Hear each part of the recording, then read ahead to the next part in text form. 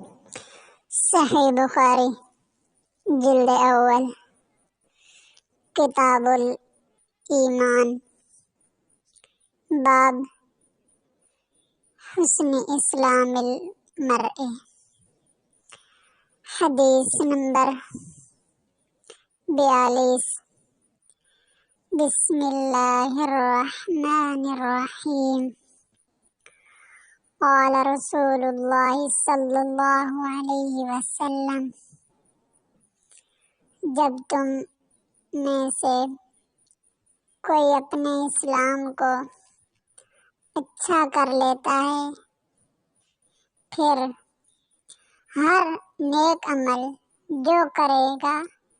تو لکھا جائے گا اس کے لیے 10 کے بدلے 700 گنا تک،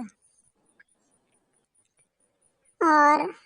ہر برا کام جو کرے گا